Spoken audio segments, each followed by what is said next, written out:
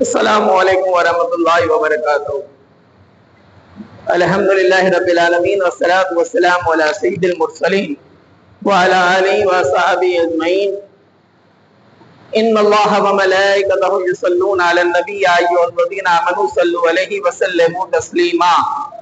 اللہم صلی علی سیدنا و نبینا مولانا محمد وعلی وصحبہ وبارک وسلم۔ صلاۃ و سلام علیک یا رسول اللہ صلی اللہ تعالی علیہ وسلم۔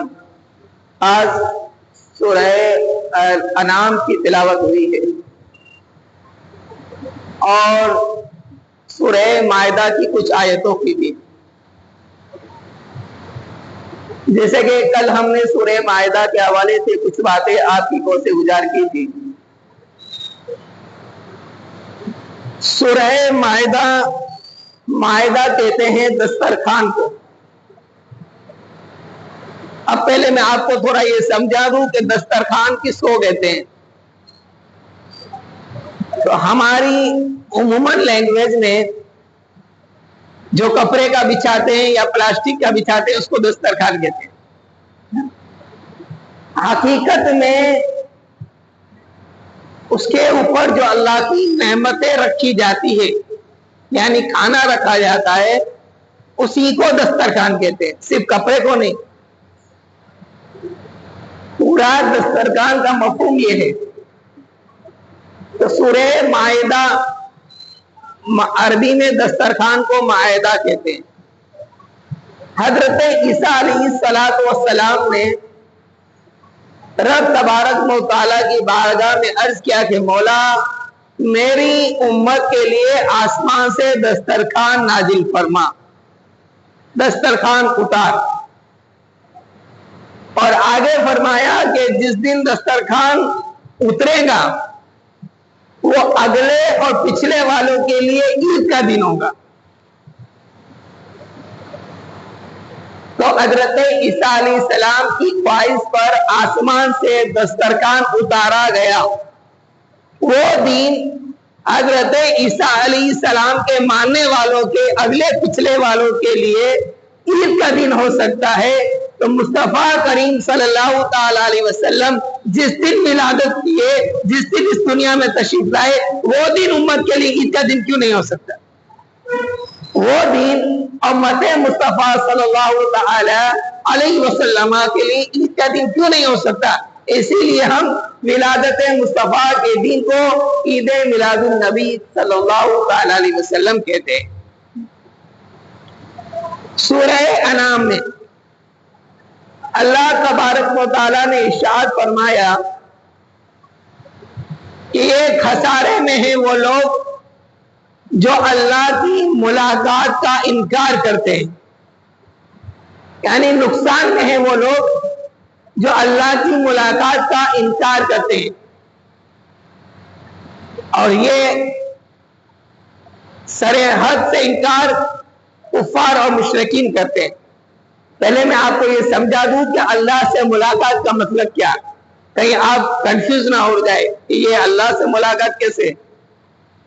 تو محشر کے دن ہر انسان کو بارگاہ رب العالمین میں جواب دینا ہے، حساب و کتاب دینا ہے، سوال و جواب ہوگا وہاں، اور اللہ تبارک و تعالیٰ سے ملاقات ہوگی وہاں نور سے۔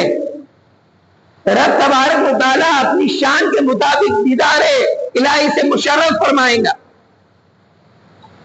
تو ایک ہے سراسر سے انکار، یہ ہے کفار و مشرکین، اس لیے وہ جلا دیتے ہیں، راکھ کر دیتے ہیں، انکار ہے ان کا۔ تو یہ لوگ رب تبارک و تعالیٰ فرماتا ہے کہ یہ لوگ خسارے میں ہیں۔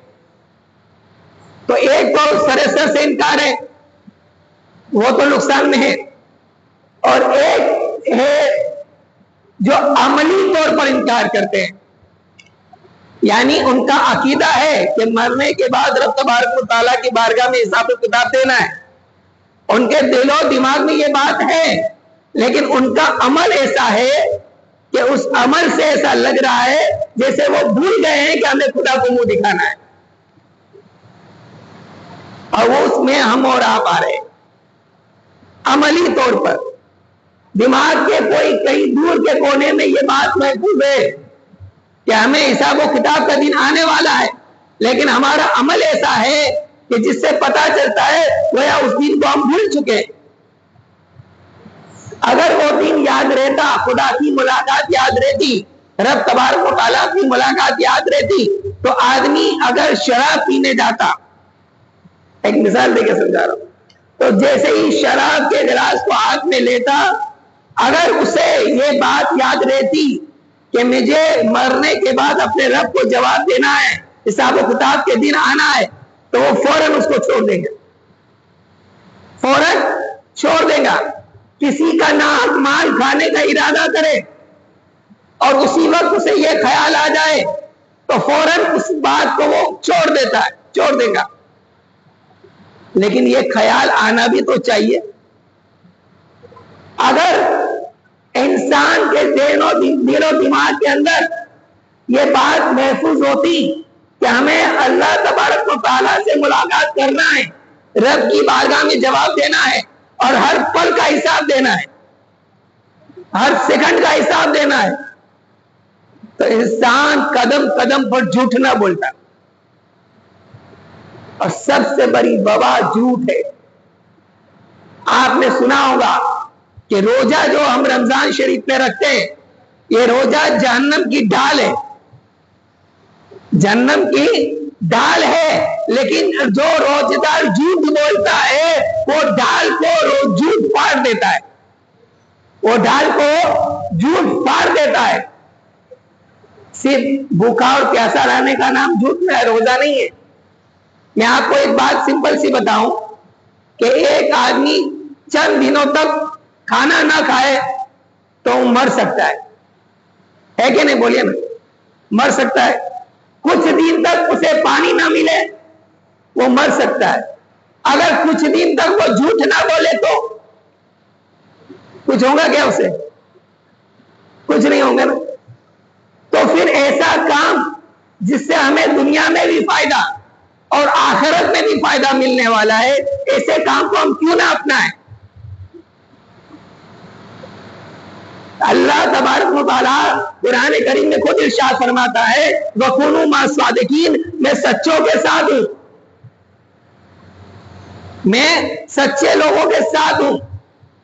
اگر آپ جاب کر رہے ہیں، اور یہی آیت کی تفسیر میں بتا رہا ہوں، میں بھٹکا نہیں، بیچ بیچ میں کچھ اصلاحی گفتگو بھی ہونی چاہیے تاکہ ہمارے دل و دماغ میں باتیں بیٹھنی چاہیے۔ اگر ہم جاب کر رہے ہیں اور اگر اس میں ہم نے کچھ ٹائم پاس کر لیا، وقت گزار لیا، ٹی ٹائم میں یا لنچ ٹائم میں وقت کو ضائع کیا، اگر ہمارے دل و دماغ میں یہ بات ہوتی کہ ہم یہاں جو وقت برباد کر رہے ہیں اس کا حساب بھی ہمیں رب تبارک و تعالیٰ کی بارگاہ میں دینا ہے، خدا کو منہ دکھانا ہے، خدا سے ملاقات کرنی ہے، تو یہ وقت کو بھی ہم برباد نہ کرتے، مسجدوں کو ہمیشہ آباد رکھتے، جمعے کے دن فرض پڑھ کے نہ بھاگتے۔ ابھی الحمدللہ وہاں تک مسجد بھری ہوئی نظر آ رہی ہے، اور ابھی کیا حال ہے؟ اللہ معاف کرے، صدبار معاف کرے، میرے جملے بہت سخت ہیں، لیکن مجھے مجمع کی کوئی فکر نہیں ہے اور نہ ہی میں مجمع کے لیے کبھی بولتا ہوں۔ لیکن سنیے، اللہ کے رسول صلی اللہ علیہ وسلم حدیث پاک میں ارشاد فرماتے ہیں کہ جس کا دل، جلدی جانے کی وجہ کیا ہوتی ہے؟ دل نہیں لگتا۔ آدمی کسی جگہ سے جلدی کیوں بھاگتا ہے؟ کہ وہاں اس کا دل نہ لگے، اس لیے رسول کائنات صلی اللہ علیہ وسلم فرماتے ہیں کہ جس کا دل مسجد میں نہ لگے اس کا ایمان کمزور ہے، جس کا دل مسجد میں نہ لگے اس کا ایمان کمزور ہے۔ تو یہ آیت کریمہ جو آج تلاوت کی گئی سورہ انعام کی آیت مبارکہ، جس میں یہی بتایا گیا ہے کہ تم کو اللہ تعالیٰ سے ملاقات کرنی ہے۔ ایک گروہ ہے جو سراسر سے انکار کر رہا ہے، وہ بھی خسارے میں ہے، اور ایک عملی طور پر انکار کر رہا ہے، یعنی اس کو معلوم ہے، اس کا یقین ہے، کامل ہے، اس کے دل و دماغ میں یہ بات فٹ ہے کہ مجھے اللہ تبارک و تعالیٰ سے ملاقات کرنی ہے، لیکن اس کے اعمال ایسے ہیں، وہ اعمال ایسے کرتا ہے جیسے اس کو خوف ہی نہ ہو۔ اللہ کا ڈر بہت ضروری ہے، اللہ کا ڈر، خشیت ربانی ہمارے دلوں کے اندر بہت ہی اہم رول لگتی ہے، بہت ضروری ہے، اس سے انسان کامل مسلمان بنتا ہے۔ پروردگار عالم جو کچھ دیتا ہوں اس کے سب سے پہلے مجھے سامعین کو عمل خیر کرنے کی توفیق رفیق عطا فرمائے۔ استغفر اللہ ربی من کل ذنب واتوب الیہ، وآخر دعوانا الحمدللہ رب العالمین۔ اللهم صل علی سیدنا و نبینا مولانا محمد وعلى آلہ وصحبہ وبارک وسلم۔